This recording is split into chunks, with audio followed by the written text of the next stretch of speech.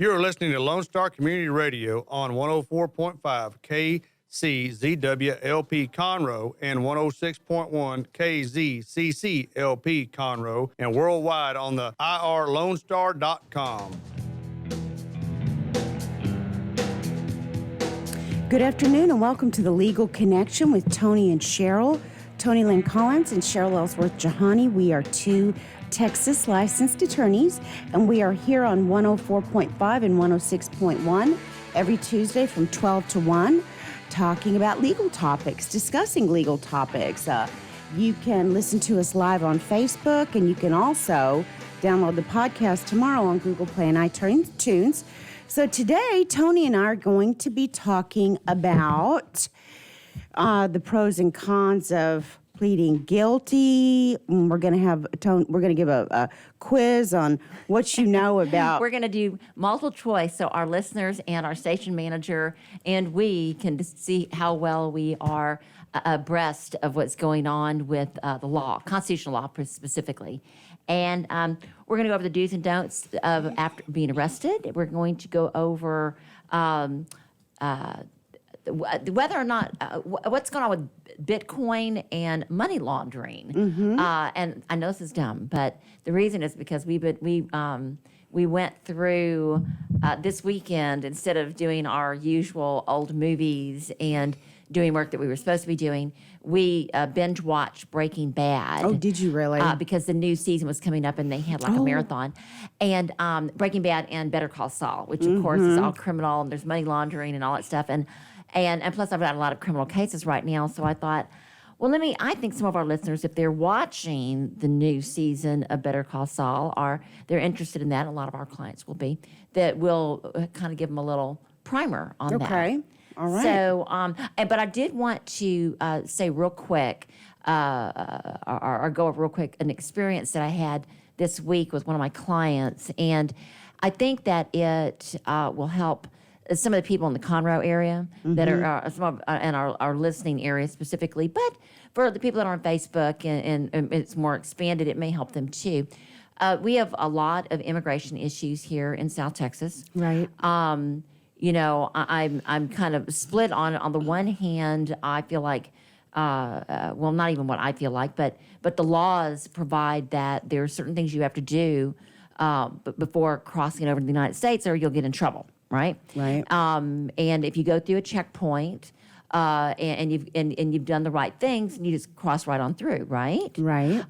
But if you don't go through a checkpoint, or if you get to the checkpoint, you don't have the right paperwork, then you're going to be held. Depending on which country you came from, you're not going to be able to go through now with the way the administrative have made the laws. They will hold you in Mexico on the other side of the border in a holding facility until you get a preliminary hearing on arraignment to determine whether or not you qualify to be able to come over to the United States and be permitted to be here, right? Right. Okay, well, here in Conroe, we've got a,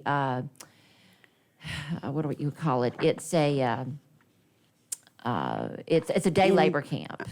And it's the day laborers have got some kind of deal with the city where they don't bother them, and the day labor camp is for people who just want to work for the day. And many of them are here legally, but a lot of them aren't. But they don't get bothered, and people pick up and use them. And a lot of the people that go to the day labor camp have had permits that have expired, or they've been here a long time, like 30 years, and they've never gotten their paperwork completely taken care of. So they're not here legally, but they've been here a long time, and they are amazing workers. And right. You really don't know when you get somebody to come help you with your lawn or some work, and you're kind of quizzing them, basically interrogating them about their background, but you really don't know when you're getting them for the day what you've got, and a lot of times they'll lie, about being here legally. And you're usually paying them a day rate, and that will go, I don't know, generally depending on what you're using them for and what your industry is. It may be anywhere as low as $100 a day, which is really low if you're working them that hard, to maybe $250 a day, depending on what the skill set is, right? And so these are the guys that you just see like at Home Depot or Well, in no, parking lots if that you they're at the pick day up? labor camp, the actual designated camp, Right. our day labor, I don't want to say camp, the place where you go right here off of, I guess it's off of Main. It's almost, I want to say it's almost like a sanctuary for the day because the police aren't bothering them because really they help you out a lot. I don't know what we would do without them down here because they have a skill set that's beyond belief, and you don't have to go to, say, I don't know, you don't have to call Handyman or us? handyman or us or whatever. Yeah, you don't have to call them. And you basically can drive up and say, I need a lot of people today to do some cement work or whatever, right? Well, I had a client call me and tell me that he had and he's here legally, but he had a cousin that got picked up at the border. And he crossed over. Apparently, it's commonplace, to go back and forth. They work here for a limited period of time, and then they go back home again. And while they're here, they're paying sales tax and all stuff. But this guy had worked in Chicago, and he got picked up for family assault. And he actually pled guilty to it, and we'll go over that a little bit today, the pros and cons of pleading guilty. But he pled guilty, and he was actually in jail for about 2 years. And, In Chicago? In Chicago. And then he was deported. And when you're deported, there's different, they tell you when you leave that you've got certain time periods before you can come back, you can attempt to come back to the United States again, legally. Right. And Depending on the crime you committed. but if it's a felony, generally it's going to be 20 years, an aggravated felony. And I guess this must have been an aggravated assault. And it's very easy to get an aggravated assault Right. because someone just has to accuse you. And then Right. if you don't have an attorney, just to get the best deal you can, a lot of times you plead that. Right. And we're going to go over the pros and cons of pleading because sometimes you didn't even do it. You just want to get out so badly Right.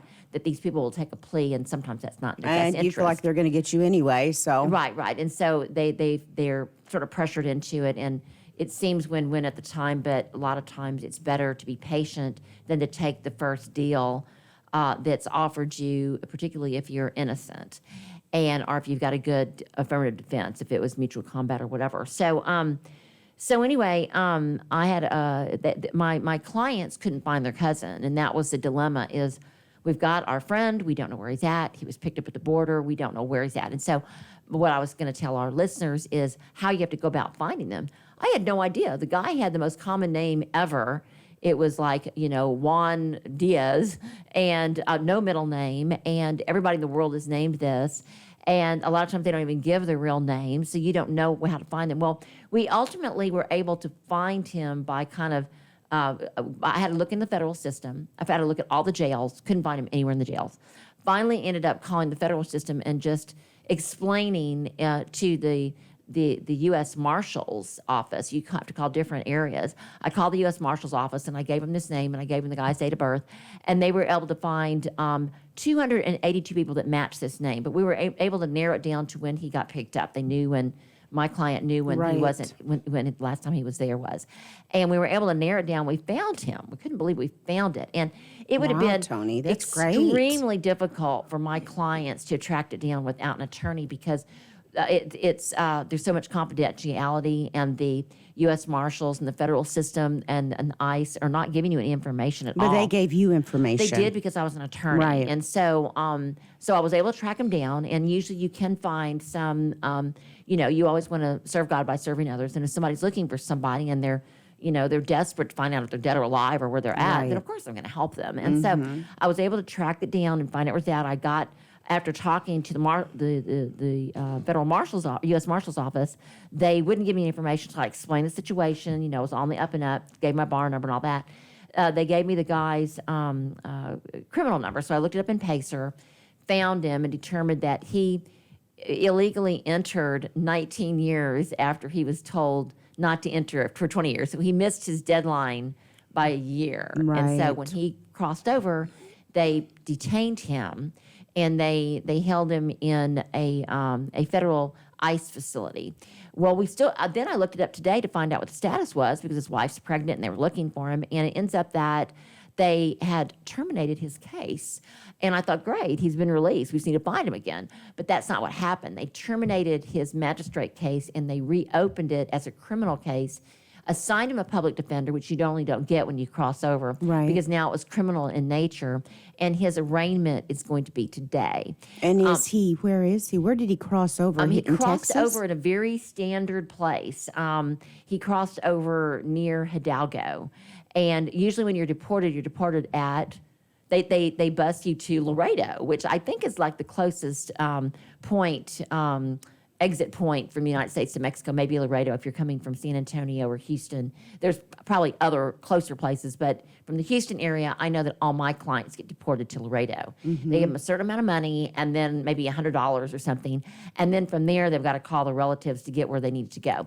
A lot of them have walked. It's just really a sad situation that they paid a coyote, $8,000 and then they're caught crossing over. And the coyotes are the ones making all the money in this whole thing. Right. It's not the people coming over. They're being lured over, telling them everything's fine. Sure. And so it's really kind of sad. But we did find him, and it ends up that his arraignment's today. And I believe because the criminal penalty for your first time of coming back over when you're not supposed to after having an aggravated felony, or any time that you cross over, but particularly they're going to hold you under those circumstances, is only 6 months if you haven't done anything else but cross back over again. But it depends. Everything depends. It depends on the felony. Depends on, everything. If you've been honest and with your officer like you always want to be, you never want to lie to a police officer. That's a felony on top of a felony. Right. So it's best, and we're going to go over that today, your do's and don'ts when you're arrested. It's best to say nothing at all, but not to lie. That's just the worst thing that you can do. And so anyway, we found him. He's arraignment today. We believe that because the penalty is only up to 6 months, the arraignment and the preliminary hearing are kind of similar. We'll talk about that again today also, what the difference is. He'll probably be cut loose today, and he'll probably be told not to come back again. Your penalty for doing that is a higher penalty. It goes from 5 years, 10 years, 20 years, and then you can't come back again.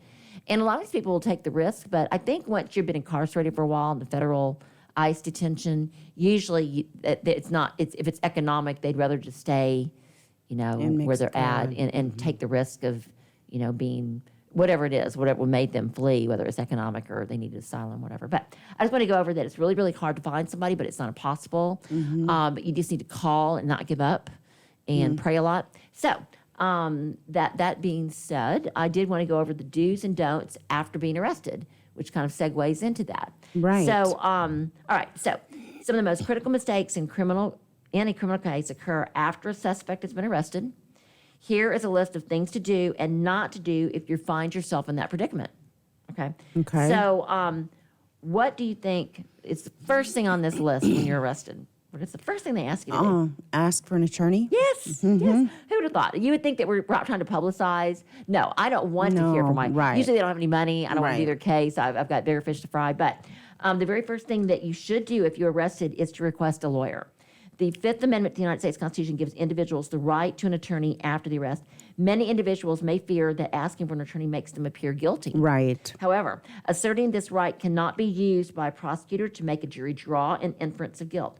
Additionally, agreeing to talk to the police without a lawyer present will not change how an individual will be treated by law enforcement.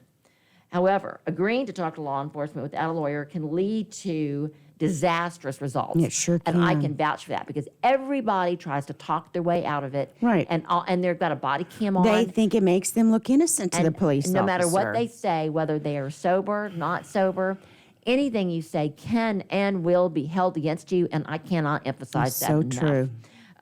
If they've stopped you, even on the best, I know some police officers who are really nice, Right. But they already know the situation. They've seen this Sure. before. They're seasoned. If they're nice, they're going to know if you say nothing just by looking at the situation whether or not they're going to cut you loose or not. Right. So just don't say anything. Right. Just call your attorney. Make your request for an attorney clear and unambiguous. Otherwise, law enforcement may be able to get away with continuing questioning you. And I've seen that before too, and you learn that in law school. Once you assert your right to counsel, you should not be questioned again without your lawyer's consent. Because if you are, and it's clear and unambiguous, then your attorney can use your Fifth Amendment violation to get that dismissed, because that is really a strong violation. Right. But it's so seldom that you have the really smart people that don't try to talk their way out of it. Most people are aggravated, they've been stopped, or they're surprised, or they think they can talk their way out of it because they've done it before. No, don't do it. Additionally, do not volunteer any more information until your lawyer arrives. Right. Don't forget that part. Do it. Right. Do call your lawyer first. Do actually call your lawyer. Right. While the immediate reaction of many people is to get out of jail quickly by calling a bail bondsman, the very first call you should make is to your lawyer, not your bail bondsman. Okay. One primary reason for this is because bail is expensive. It may cost a person thousands of dollars to pay their share of the bond amount that will not be refunded to them. A lawyer may be able to get the bail amount eliminated or reduced. And I've done that a number of times. I've gone to that arraignment, the little video that you see where I hate it, but I will drive down there during their video arraignment, right after they've been arrested, and I will argue to that judge. Now, Harris County is a lot more difficult because they've got a bond schedule. But new laws have been passed in the federal courts because they were sued by people, with a group of people, and it was not the prosecutors, but I can't remember who it was, but whoever sued them, and I knew the case. It's fairly recent. Yeah, I remember that. They made it. They said that people that can't afford bond are being. It was an equal protection violation. That you can't, just because somebody's really rich doesn't mean that they should. Because they can bail out, so it's nothing to them. People that don't have the means to bail out should get a proportionally lower bail because you're innocent until proven guilty. And they lowered the bond schedule for that. And in New York, they took it way further. In New York, they were letting people out that were, by no means should ever have been let out, and they got out and they were killing people and stuff. Gosh. We're not like that. We're very conservative here in Harris and Montgomery County. We're not just going to let people out. But they did adjust the bond scale, and you can get out on a PR bond much easier now than you could before, and you just need to know about it. So calling your attorney if you can get a hold of them, or having your loved one call an attorney before you do anything and not saying anything, because anything you say in the jail is going to be recorded, particularly in Harris County. Just don't talk about your case. Just call an attorney and tell them you're in jail, and then that person can kind of explain the situation to the attorney that you want to represent them, and you can kind of go from there. During the bond hearing, a criminal defense attorney may be able to ask that you be released on your own recognizance, which happens a lot, particularly in Montgomery County. They're good about that. They are. That's Yes. true. This means that the lawyer is asking you to be released without you having to pay the court any money, so long as you agree that you will return to future court dates in your case. Right. In some of these cases, the court may impose additional conditions, but monetary consequence in the personal recognizance cases is not imposed unless you violate these additional conditions. So if you don't show up after you gave them a break, or you do something dumb like break the law again, or you smoke pot and they test you or whatever, you're going to be able to get out and not have to pay anything, and because you are innocent until proven guilty. Now, even if a person is not eligible for the free bond or the personal bond, it may be preferable for him or her to delay bond for financial reasons. For an example, a person may not be arrested but ultimately not charged. Happens a lot when you go to the probable cause hearings. People get arrested.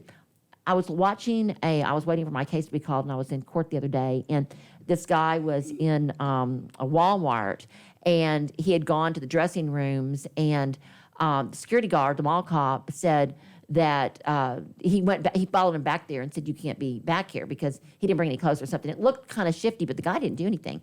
Well, when the guy got mad, he may have been trying on clothes. I don't know what the whole story was. It was because I was only getting the police version of it. But the security guard said that when he went back there, they kind of caught an argument, and he showed him his gun, the guy that was back there dead. And they arrested him. The citizen? Yeah, the citizen. Gosh. And the guy, he was all tattooed out and stuff. And so the police officer said he was armed, and he shouldn't have been armed. I forgot what the law was. It was, what is that? It's that exception where they've got something posted that you can't have a Yes, gun we in went here. over that. That 6602 or you can't. 1937. But he wasn't. But it ends up that he wasn't a felon. He had every right to have a gun on him. He had a license to have a gun on him, and they tried to convince him. Even the prosecutors tried to convince the judge that there was probable cause to arrest him because he was threatening, and the judge said no. She said he was just back there, and he showed you his gun. He might have. She goes, because the judges have heard it all before too. Sure. And they don't want their cases clogged with these dumb cases. Right. And so he was released. That's fantastic. He was in jail for 2 days, but he was released, and it was dropped, and it didn't cost him any more money, but he was in jail for 2 days, because in Harris County it takes a while to get before the actual judge if you stand your ground.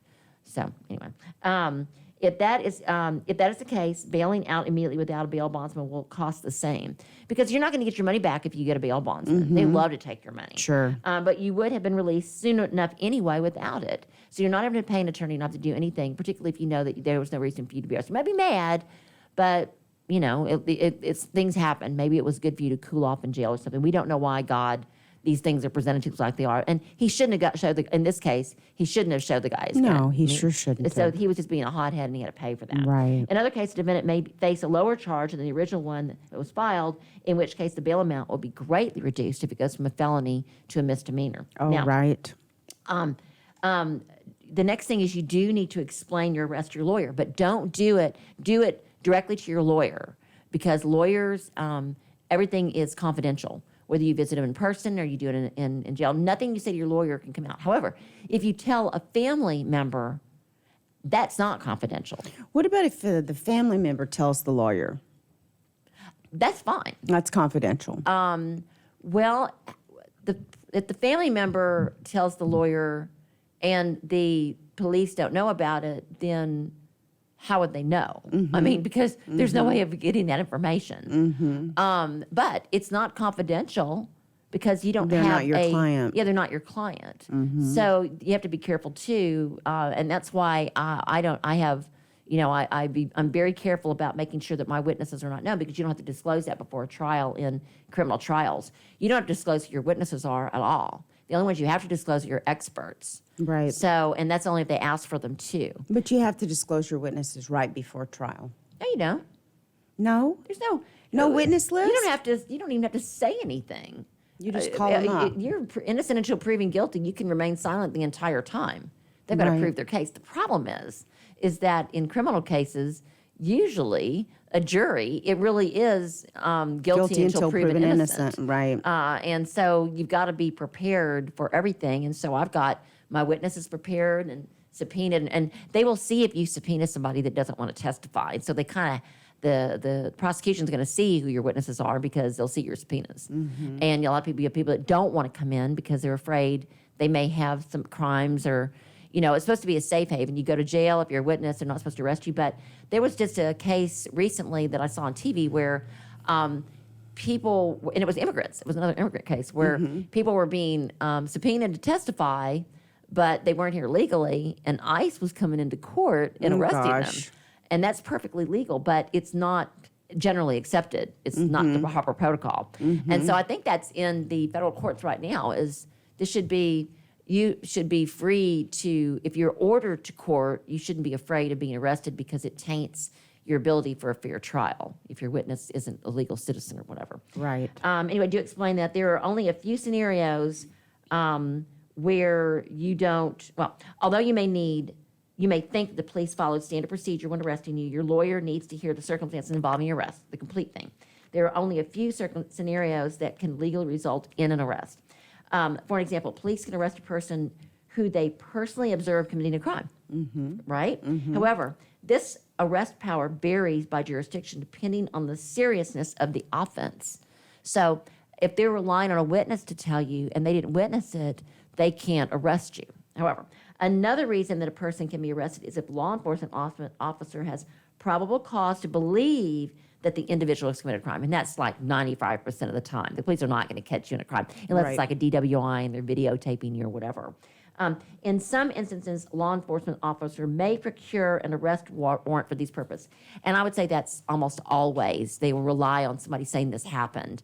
And then that's when you have to, as a criminal defense attorney, you have to attack the veracity of the witness, what they saw, where they saw it from, just like 12 Angry Men and the lady with the glasses and could they see and that kind of thing. Right. Even if you believe that the police did not have a legal reason to arrest you, do not resist arrest or run away. I have a client, that's all he ever does. He runs. He's now facing 4 misdemeanors, evading and running, and he really did need to run. He was nothing but bad news. And then after he was arrested and I got him out and for evading, he evaded again. He just keeps evading. He's a runner. They get you in more and more trouble when you run, people. Yeah. It's like, I can't, it's better just to show up than it is to run, because running has the appearance of guilt. why wouldn't you just want to show up and take your medicine? Just to explain your situation. But a lot of people run because they don't want to be incarcerated. Doing so may justify police using additional force to ensure your capture, which they do. They may turn it into a aggravated assault on a police officer, even if all you did so much is just to push their arm away, or any kind of touch to a police officer is trying to arrest you, and that becomes an assault on a police officer. Yes. And a resisting arrest. Depending on how mad they are, anything the police officer says is going to be more than what you say. Sure. Or what your client says. Additionally, you can face additional charges for such resistance, and mine always do. And so my clients have learned second time around that if the police want to arrest you, you just turn around and let them arrest you. You don't argue. Just like we said, just let it happen, because your attorney's going to be able to help you if you are innocent. Next is don't reveal details during your phone call. Even though you have the right to contact a person if you have been arrested, provide only basic information about your arrest. Do not make any statements that could later be held against you. First of all, you haven't retained that attorney. Although, if you do speak with an attorney, I think the privilege does apply. Right. But if you're calling someone to pick you up, don't talk about it on the phone. They're listening. They're happy to listen. They're all ears. This is great for them. They've made the arrest. Don't agree to any test. Please, people with DWIs and anything else you're arrested for, do not agree to test. You don't have to. Everyone believes because the police officer is asking you for it. You don't have to. The only thing you have to do is show me your ID. That's it. Everything else is a no. Talk to a lawyer before you agree to certain tests, and that includes field sobriety tests, such as field sobriety tests, polygraph tests, or chemical tests. Some jurisdictions may require you to consent to certain alcohol-related tests as a condition of your license to drive in that state. So be sure that you ask your lawyer about any potential consequences about your refusal. And of course, we have that in Texas. Right. If you refuse, you'll be arrested. But if you really were drinking at all and you have a low tolerance, or it may be on your breath, or maybe you're a minor and you're not supposed to have any alcohol in your system, even if with your parent, if that parent's not there, don't agree to the test. You'll only be in jail for overnight, a few hours, and then it'll be dismissed. But once you give them that evidence, it's much, much harder to get rid of and a lot more expensive to defend. Right. Do not consent to searches. Please do not consent to searches. When you're pulled over and they ask you to step out of your car and they ask you if you have anything in your car, and this happens all the time with teenagers and young adults, and you want to be honest, well, I've got a gun. The minute you say you've got a gun, the minute you say you've got anything in there, then you just opened yourself up to many more charges. Do not agree to let law enforcement search your property or your home in the case of your arrest. Say no. As many good police officers there are, there's a lot of really bad ones that plant stuff. Right. We know all about that. We just watched the one where they said they had a search warrant, even phony search warrants, because there's a lot of bad cops out there. Right. There's a lot of great ones, Sure. amazing ones, people I'm really good friends with. I wish they were all like that, but some of them aren't. And so you just have to be really careful and know your rights. Don't let them in. Even if they have a warrant, don't let them in, because the warrant may not be valid. Right. And they may only be able to search certain things. And just say no. And if they come in, immediately get your cell phone and start videotaping. There's no law against that, because it may be the only thing that protects you. All right. Likewise, do not agree to the collection of your DNA or other sample from you without first consulting a lawyer. Once again, it's do not let them in your car. Now, they can search your car if they say, we smell pot. They'll say, well, we had a right to. That's our probable cause. So the words to the wise, don't be lugging around contraband in your car. No I don't want a kidding. pipe in there. I don't want anything you shouldn't have in your car. And if you're using somebody else's car, teenagers, that's happened. I'm representing so many juveniles right now, and ones that are just on the brink of being juveniles. Do not drive a car or allegedly drive your friend's car that may not be somebody that you know well, because if they've got contraband in their car, you're going to be the one that's stuck with that charge. And it's really, really hard to get rid of that. If they've already pulled you over, you're going to end up with a plea deal. And if you're a juvenile, great, it may come off your record. But if it's a serious amount and you're a juvenile, it's not coming off your record. It'll be adjudicated as an adult, even if Right. you're 15 or 16, depending on the amount. And I think people know when there's a lot of stuff in their car. They're going to be, we had the one where I represented the guy like about 15 years ago, and he had 400 pounds of pot in his car over there off the, when it was the tollway, and they Right. pulled him over, and he tried to say, I didn't know it was there. And he did know, Right. ultimately. And I was able to get that case dismissed because he had a clean record and various other things. But he was in jail for 6 months until I got it dismissed, because he was facing some serious federal a crime Drug law. trafficking, And I right. got him dismissed on the state level, and then they picked it up on the federal level. So he didn't get out for a long time. So be really careful about who you get in your car with. All right, so But don't consent to any searches or no any searches. specimen. The very best advice we have is call your attorney first. Right. And be careful what you say in front of police officers because most of them are trained. We have a lot of new officers out there that might be a little bit green, but most of them have supervisors that are watching, which makes just one more very clean, shiny cop to show up in court that will, in multiples, to make you look bad. And it's pretty scary when it's you against 5 beautifully uniformed, No kidding. decorated cops. And the bad thing is a lot of times you really may be guilty of what they've charged you with, but you may have had a defense if you hadn't said anything and you may have made one of those bad decisions that's forgivable and probably defensible, but you've made mistakes on your way to jail. So anyway, what do you have for us? I have pleading guilty or going to trial, the pros and cons of those. Okay. When a criminal defendant makes the decision whether to plead guilty or go to trial, he or she often has much more to consider than whether or not they're actually innocent. We touched on this a little bit earlier. The risks of being found guilty by judge or jury are substantial, causing some innocent people to plead guilty in order to avoid those risks. Right. Because once they're in jail, if the bond is too high, because let's say they were falsely accused, and it's all the time that a wife that finds out her husband's been cheating will fabricate evidence, or for a divorce situation or a child custody situation, they're fabricating evidence and they're manipulating the system so that this person will be out of the picture. Right. Short of killing them, this is the best thing they can do. Right. And their bond is set really high and they can't afford to get out. And they will do anything within their power to get out, and including taking a plea deal when they're innocent or is defensible. A criminal defense lawyer can discuss the pros and cons, like we've been talking about. Talk to a criminal defense lawyer. Okay, the pros of pleading guilty. When a criminal defendant pleads guilty, he or she is confronting the case face on. This means that he or she will be able to resolve the case more quickly than if they waited a year or more for a criminal trial. And that's how long it takes in Harris County.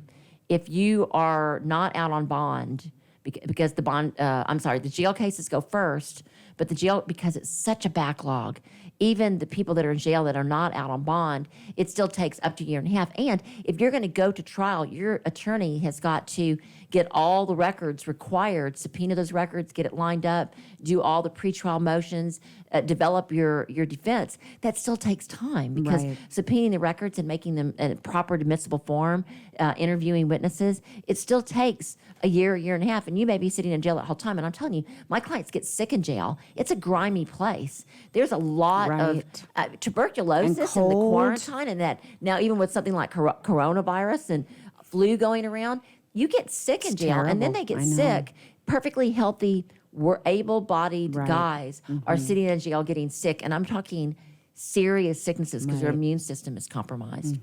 They want to get out. And it's sad. That's one of the saddest things to me. Another advantage of pleading guilty is that it cuts down on your legal expenses. You don't have to pay an attorney for that I've had a lot of people that pled guilty because they know they did it. I love it when somebody's done it. They don't even bother hiring an attorney. They're just like, you know what, I did it. They know the law. They're pretty savvy, and they're just like, I'm gonna. They listen to what their options are through the prosecutor. I always advise getting an attorney first, at least staying one extra month if you need to get a court appointed. But if not, a lot of them will plead that day. Yeah. When a criminal defendant pleads guilty, when they're represented by legal counsel, not just on their own, like you were talking about. I think that's what you were just talking about. This process involves the criminal defense lawyer and the prosecutor reaching an agreement, and in exchange for the guilty plea. And the criminal defendant may receive a lighter sentence because of that. Now, if you get a public defender or if you get a court appointed, they are your friend, and they will not do anything, and they cannot do but per the ethics rules for the Texas bar or whatever bar if they're doing federal, where they're licensed. They can only do what you ask them to do. They cannot talk you into taking it. They can't bully you into anything. They must discuss your case, and if there is a defense, then they are responsible for looking up that defense. They are paid by the state to do that if they're appointed, and you are deemed financially, it's financially necessary for you to have a court appointed. Otherwise, and I see this happen all the time too, if you tell the court that you don't have money for an attorney, and then they give you a court appointed, but then you mess up on your bail and you're back in jail again, and then they put a really high bail knowing that you'll stay there because you're going to run or whatever, and then you turn around and meet that bail, you're going to lose all your court-appointed attorneys or that benefit, and they're going to know you lied. Because where'd the money come from? Right. So, because they ask you, can you borrow money? And then suddenly you can borrow $15,000 to get out, and you didn't have any money before. So you got to be really, really careful about that kind of thing. You don't want to lie to the court ever. The minute the judge has lost trust in you, the judges, particularly in Harris County, are actually pretty good. They're pretty nice to your defendants, more so than they are in Montgomery County and in Chambers and in Waller. But they're still pretty nice. They're empathetic. But if they think you're lying to them, they are mad, and they will throw the book at you. They will make your bail so high because you're dishonest. That's the worst. I mean, the truth and character is so very important. So say nothing or tell the truth. Very, very important. But do know that we were talking about bail. What were we talking about? We were talking about, the plea deal negotiation. Oh, plea deal negotiation. Right. Okay. Also, pleading guilty avoids the uncertainty of trial. Juries can be unpredictable. We know that. You've got a slam dunk case. You know you've got the defense that's going to win, and then you get a jury that I guess this happened with what's it, Stone? Was it Roger Stone? He had a juror on. He was the Trump's representative, or I forgot exactly what his position was, but he was found guilty in federal court for something, and I should know this, but I've got too many cases going on right now. And it ends up that he had a jury, and one of the jurors was very, very, the main juror, the foreman was had been tweeting that, very much anti-Trump. I mean, she's very biased, and they gave him, I think, 9 years, 7 to 9 years in.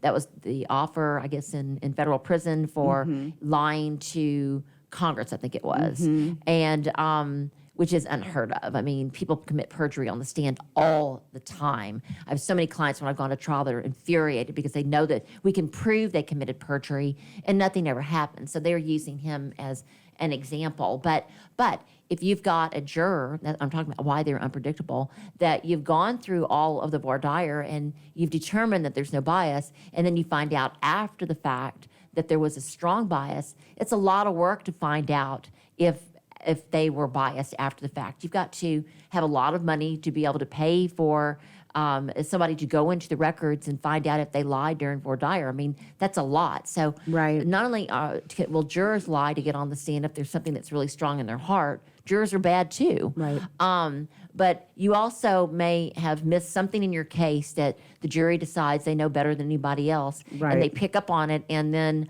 they take it a direction you would never have imagined. So you can win some and you can lose some. But they're so unpredictable that... And also, a prosecutor could come up with some evidence that you didn't know, you thought that had been hidden. They're not supposed to do that. They're supposed to give you all their Brady material. Right. But the way they present it depends on how the jury takes it. And I think even more importantly, we talked about on the last few shows, is your expert. If you can't get your expert in so the jury can see from an expert what's going on, whether it be for DNA or from a psychological standpoint, or what the law is on this, or statistics, or whatever it may be, a gun expert that did or didn't work.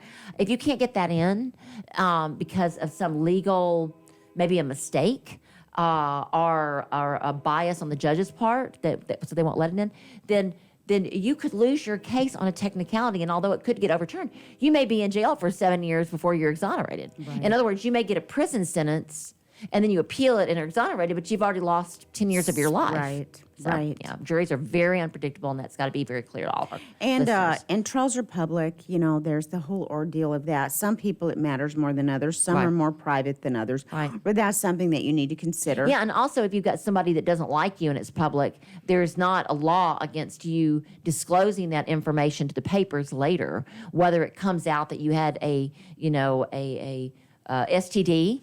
In a divorce, Right. And your ex is still mad because she didn't get everything she wanted in the settlement, and she decides she's going to disclose this to all your friends. Well, it's not a lie; it's the truth. Right. How are you going to fight that? So it's very public. You got to be really careful if you want to keep your private information private, which is Right. why a lot of very well-off divorces are very quietly done and then sealed. Okay, so there's some cons of pleading guilty. We were talking about the pros, but certain risks that are associated with pleading guilty.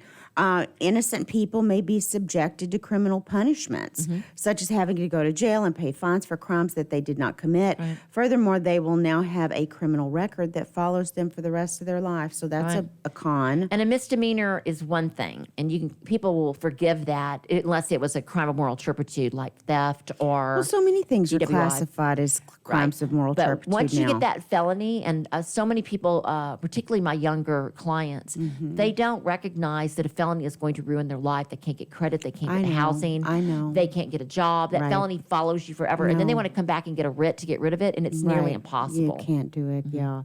In some jurisdictions, too, we have statutory minimums that the prosecutor can't get around. I personally disagree with so much of this stuff. This means that I agree it's true, Right. but I disagree with the morality of it.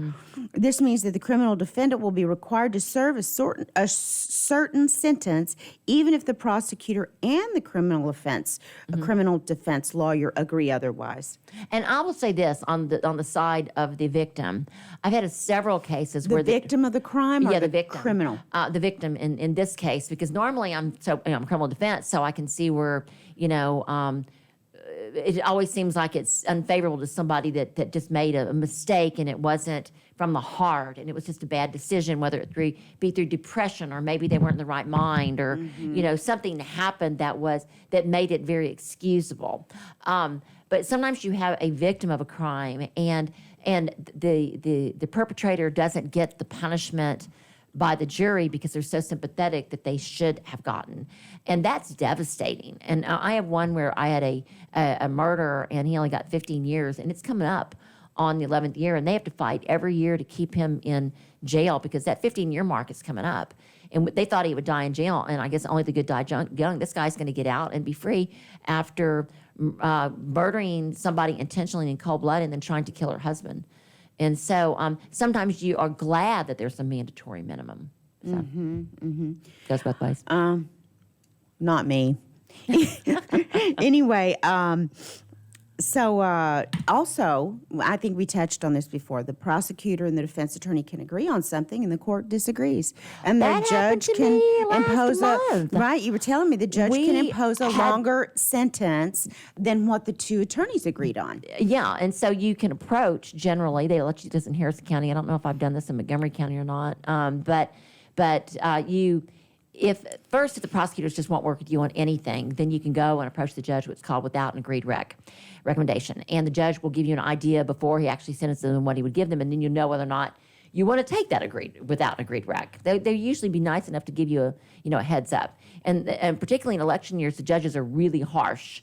So it may not be what you want to do, and you just kind of want to work it out. If you look like there's just that they did the crime, and you've just got to, it's usually DWIs or drug possession or an assault where it was mutual combat or something where you've got a really, really sympathetic victim or something's going on like that. Right. But I had one, and the judge, it was a very reasonable deal, and the prosecutor wouldn't agree with you, no, the or they prosecutor did. did agree with me, and we thought it was still a little harsh, but we were very happy to take what we could get with this. And the judge said no because it was an election year, and then we called the probation officer that actually did the what's called a TRAS. It's determined whether or not whether they're a high risk for recidivity, whether they come back again or not, and whether they need some counseling and what the probation term should be. And she had given him a pretty good recommendation, but the judge wouldn't go with it. And so we had to go back, and he said, "You need to give me more." And so we went back literally and got 30 affidavits from everybody, from his church and from his employer and from Really? and to tell you that this is really harsh and you need to give him a break. And we still don't know what the outcome's going to be, but you have to do what you can do because the alternative is taking the minimum. And in this particular case, the minimum, the minimum for this crime was overwhelmingly unfair for what he did. I'm trying to think of what it was. It was it was a third DWI. But in this particular case, we had a really good case going to trial because he was actually asleep while the car was running, but he wasn't. He was on a street, but it really wasn't a public street. It was kind of going into subdivision. There's a lot of affirmative defenses where it looks like we could try to go and fight it, but we didn't want to fight it because he would be in jail the whole time. And really good guy. He was third DWI, but he was 15 years out from the second, and that was 15 years out from the first. So it was just hard worker, loved by everybody, a stellar a citizen, except for this one incident, and it was kind of a fluke because he was really, really depressed, and so there was a lot of things going on with it, and it was just really sad that he couldn't get something less than minimum. But that's what the law is. So sometimes the judge won't take it, and there you are. You have to go with it. Okay, so there are pros and cons of going to trial as well. Going to trial also has several advantages. I mean, we've talked about a lot of those. It buys the criminal defendant more time to prepare his or her defense. Juries usually get it right if they pay attention. They do. If they pay attention, I've won so many trials where they got it right, and it's just a great feeling when they get it right. But then when you know you've got everything on your side, you as an attorney, that's why with our the state bar has got a helpline for attorneys. You're devastated because you don't know who to answer to. You don't have an answer. You did everything right, and then you still got a bad decision, and you don't know what to do except pray. Right. It's also the only way. Going to trial and getting acquitted is the only way for a criminal defendant to escape all responsibility. Right. You get acquitted. Right. If you work out a deal, you've still got a statute of limitations where they can bring it back again. Right. Another benefit of going to trial is that the criminal defendant receives all the benefits of the United States Constitution. They're presumed innocent, supposedly. Right. Now, there are some cons.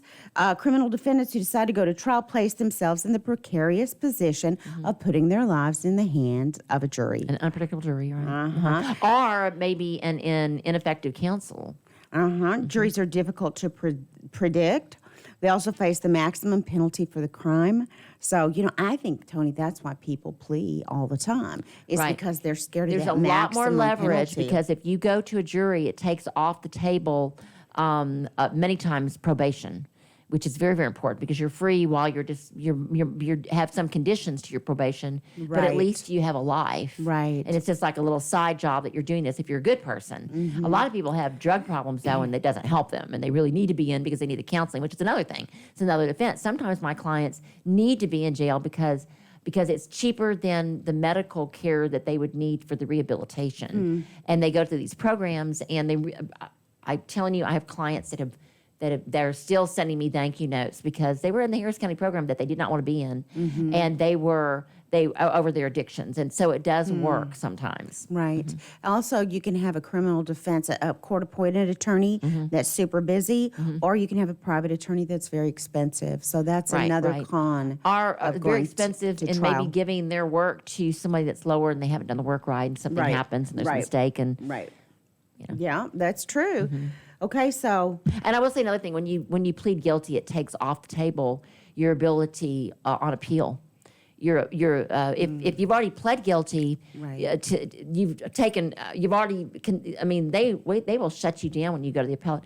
How are you going to explain to an appellate court that you were coerced into making a plea when you've signed all these papers and everything's explained to you so thoroughly now? Right. So a lot of times, if you roll the dice going to a jury, but if there was a mistake made and you were innocent, as bad as it is, this is how people get exonerated because they go to jail and they're found guilty improperly. They're doing the time. The Innocence Project kicks in because the DNA didn't match. So if you uphold your innocence, because you are innocent, the truth is what will set you free.